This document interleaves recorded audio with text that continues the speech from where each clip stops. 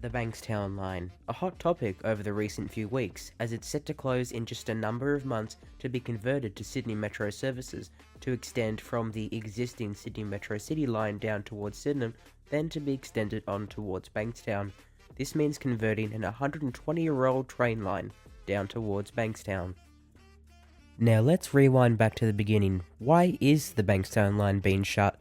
Well, a few years ago, the government announced that they were going to extend the Sydney Metro down towards Bankstown. That means a brand new driverless railway system running on an already 120 plus year old train line. And from that day onwards, people have been complaining about the extension of the Sydney Metro between Sydenham and Bankstown for years now. A lot of people complain about why the Metro shouldn't have just ended at Sydenham, or why it shouldn't have gone somewhere else. The Bankstown line is set to be shut between Sydenham and Bankstown in a number of months for the conversion to Sydney Metro services. That will take a year for them to convert the line over to Sydney Metro services. Thankfully, a lot of the time taken to make that happen has already occurred, with several shutdowns spanned throughout several weeks amongst the past few years. We'll first start off with going along the line, as just the other day I took a ride between Sydenham and up towards Canterbury. So what I'll be doing is I'll show you all some of the works being completed between Sydenham and Canterbury. The first thing you'll notice is this new fence to separate the rail line between the freight line, allowing for more security on the Sydney Metro extension. Then, on the left, you'll notice this new cycleway. This is a cycleway that will run between Marrickville and Bankstown, allowing for people to use cycles and even walk or run along the cycleway along the Bankstown line when it closes. This is very similar to what is seen on the Parramatta Light Rail. The next thing you'll notice at all stations between Bankstown and Sydenham is that there are these new gap filler type things. This will be where the platform screen doors are. Because of the curved platforms, the way to allow for the level access boarding and to have no gap is to have these gap fillers. The way it will work is that they'll extend out when the doors open.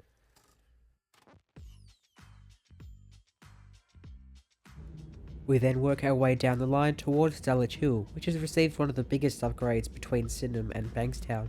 This includes a new footbridge connecting the Sydney Light Rail L1 line to the train station.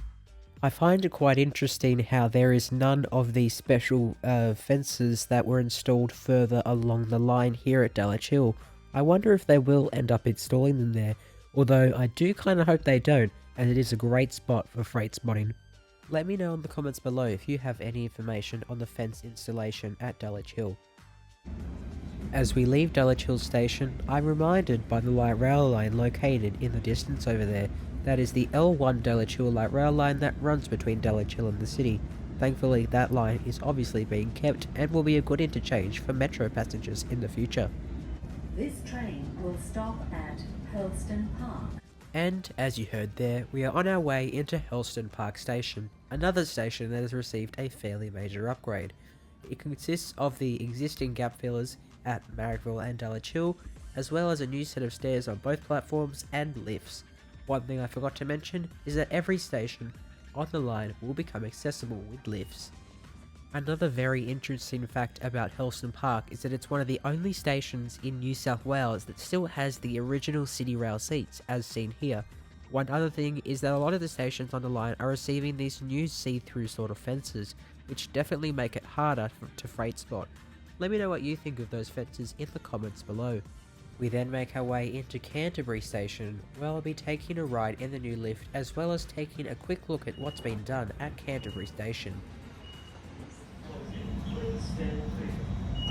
A little tip if you're keen on where the new screen doors will go is take a look at these lighter blue coloured tactiles which are located on the already existing tactiles.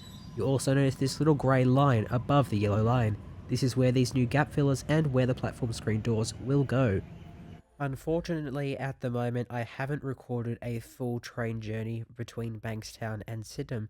However, a good friend of mine, Phil from Cine Trains Vlogs, has. So on the top right of the screen now is a link to his video on a train journey in real time between Bankstown and Sydenham. Make sure you check that out after watching this video. I will, however, not be talking about the rest of the stations between Canterbury and Bankstown, although I will be talking about Bankstown Station, as it's quite interesting what they are doing with the new metro extension coming soon. So the way Bankstown Station will be built is that they are planning to have the metro platforms built on the opposite side, and as you can see in this video here, you can see metro platforms already being built when you pass on the Sydney trains. One thing is also that the platform for the existing train station will be shortened, meaning that only 4 carriage trains or even maybe 6 carriage trains can fit at the station. So the reasoning for the platforms being shortened at the existing Bankstown station is due to a new pedestrian plaza set to be built in between the 2 new platforms. This means that there will be pedestrian plaza blocking off the metro platforms from the Sydney train platforms. I definitely think this is probably a good design choice just to not confuse passengers and show that it is a bit of an interchange sort of station. But I am wondering if they are going to allow passengers to transfer between each lines or systems, I should say, without having to tap off and then tap back on again, or you will have to tap off and tap back on again. So it'll be interesting to see what happens there. But part of the platform will be shortened to allow for this new pedestrian plaza.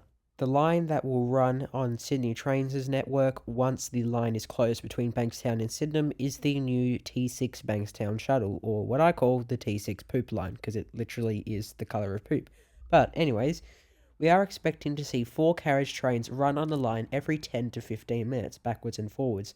We are not expecting 8 carriage trains, however, especially due to how short the platform will become at Bankstown and how they are not expecting many passengers on the line. And the final thing to top it all off is the new South West Link bus route. This will be formed of 3 bus lines known as the SW1, SW2 and SW3 lines as seen on the screen here, and they will form as a bus replacement route for the Bankstown line. This is similar to what was ran on the Epping to Chatswood railing a few years ago when that line was closed. If you're keen on hearing more about the South West Bus Link route and want to learn more, then check out my video on the top right of the screen where I discuss further into detail on how the South West Link will work. And finally, I thought I'd give you all a little bit of a bonus clip at Sydenham. This was filmed a few days ago, and this was during metro testing since the official trial running has begun, meaning that metro services run all day exactly to timetable. So this is one of the metro trains sitting at Sydenham, and here is it departing from the station, closing its doors and leaving the station. Train doors closing.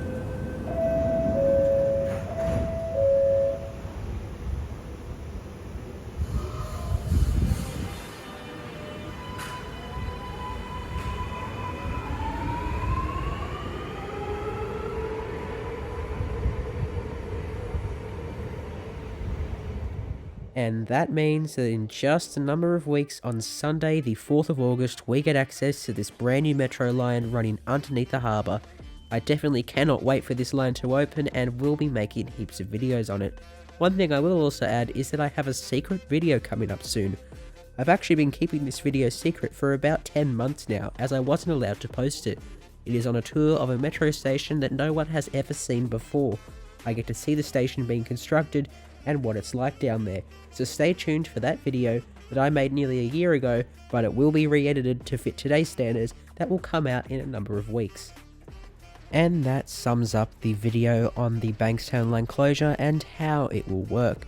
Thank you all very much for watching, and a massive thank you to Phil from Sydney Trains Vlogs for providing majority of the footage for this video.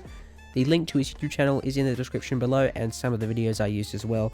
Also a shout out and thank you to Transport for New South Wales and Sydney Times, as I also used some of their footage there as well. So massive thanks to everyone who I used their footage from, and make sure you check out their YouTube channels. I will link them all in the description. Anyways, that is it for this video. Thank you all for watching. Let me know what you think about the Bankstown line closure, and let me know if you'd like to see more videos on the Bankstown line before it closes in a number of months. Thank you all for watching, please consider subscribing, and I'll see you guys all next time.